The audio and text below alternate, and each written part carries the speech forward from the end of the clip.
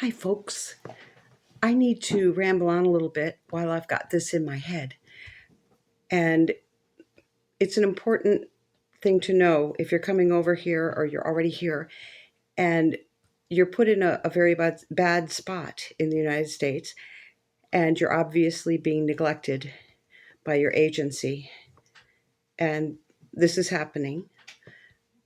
Uh, so, first of all, there are no transfers from one resettlement agency to another one. If your friend is on the other side of the country and they're being resettled very nicely and provided for and this and that, they could go to their caseworker and say, I have a friend who's in a very bad spot. If they get here, will you help them to get into housing and get funding for that to help them, maybe to pay some of it? Of course, after you outmigrate from a bad situation, you're not guaranteed that. And it's happening in very, very few cases around the country. But this is your best hope to move to a place near friends and get further assistance. So there's nothing wrong with this. The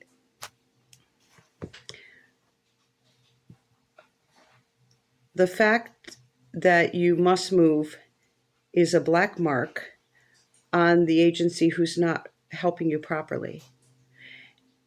And it is a positive mark on this agency who's willing to go the extra mile for people coming in as secondhand refugees. Now, it's happening in very few areas of the country, with very few agencies that they are willing to do this. But that is a very good way, and it's not gaming the system. I believe that these agencies that go the extra mile and apply for the extra funding for people, uh, they will remain in business. And those that are really doing a terrible job will not remain in business for you for much longer. And it's not gaming the system, it is a way. You've got a friend in, say, Texas, who's a caseworker, and the agency is very helpful. And your friend talks to them and they say, okay, we will help them. We will do this and this, or we will at least do this. And they must just get here and come to the office.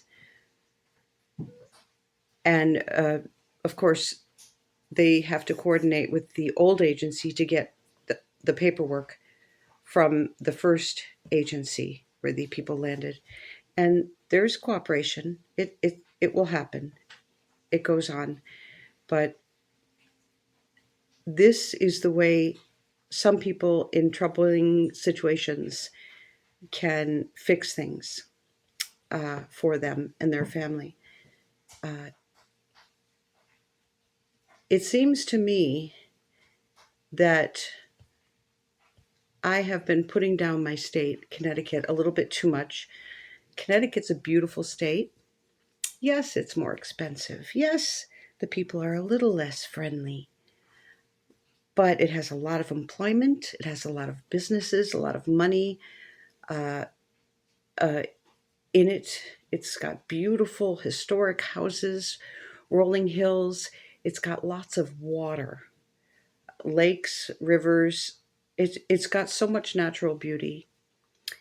So I have decided now my goal is to rent a property to use as a boarding house. Uh, what else is it called? Boarding house. And it's very hard, as you can understand. A landlord doesn't want to rent to a company, even if the company has $50,000 in their bank account. The landlord, the company, doesn't have a job or future guaranteed income. They want a person to be responsible for the rent every month. And of course, someone personally has to put the electric in their name and get oil delivered for heat and what else. So have found a house, a great little house. I'm not getting an answer. I find it's very hard because I've been looking to try to rent apartments and get other housing for the people who are not placed nicely here down by the shore. But I'm really surprised at what they demand lately. Not only is it most of them is no pets, but they want you to have 3.5 times the rent for your income. So if the rent is $2,000 a month, they want you to make $6,500 per month. That's a little out there. And then there was another nice, very nice looking apartment place in Shelton. And I spoke to the manager, and $2,600 a month for I think for a two bedroom apartment. I mean, they were very cute, very convenient to everything, and all the highways and all the jobs. It's a very cute place. They had a pool. But in order to be a guarantor to co-sign for a refugee family, they wanted me to make 5 times the monthly rent. That's $13,000 a month. I don't make that kind of money. So I'm thinking about a boarding house, a rooming house. We used to have rooming houses in the cities way back when, 80 years ago, 90 years ago, when the kids leave home and mom and dad are left with a big house. They would turn it into a rooming house and rent out rooms. And they would provide a family-like atmosphere and provide a meal or two in the dining room. And people would just have their room and usually share a bathroom. And it was a big thing in America. There were boarding houses. There are no longer boarding houses that I know of. But this, to me, may be a solution to the terrible high rents in Connecticut. The solution for many singles in one house, or 2 or 3 couples in one house with their consent, of course.